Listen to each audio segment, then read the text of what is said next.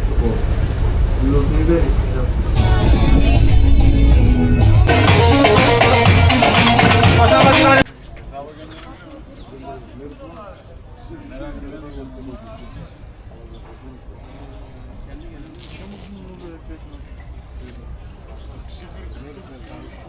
ब्रोक भी तो सही और बहुत आ गया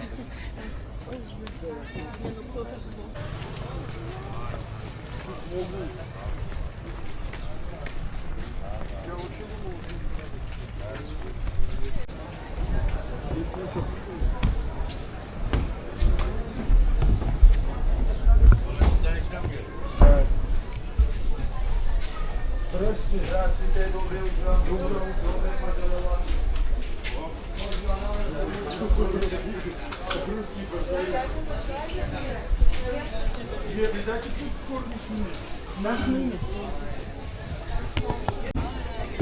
Vou chamar assim que é para mostrar com pirra. Те, кто не умеет плавать, могут запросить. Услышать сигнал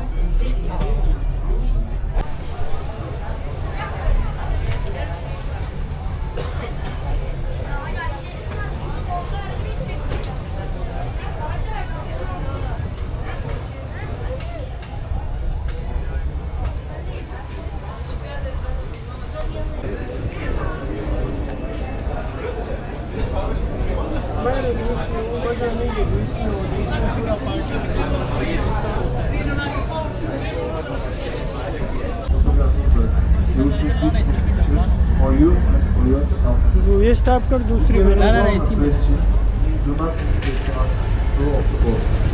We will be very helpful. Thank you for your attention and enjoy your day on our boat. Da, da.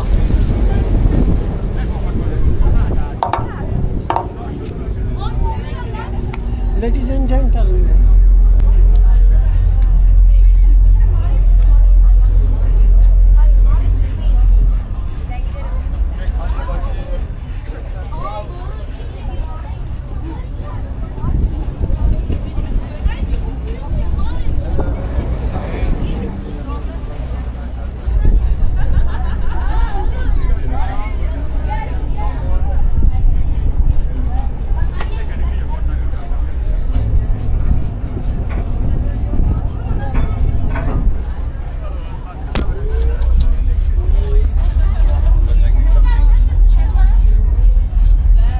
Hadi bakayım.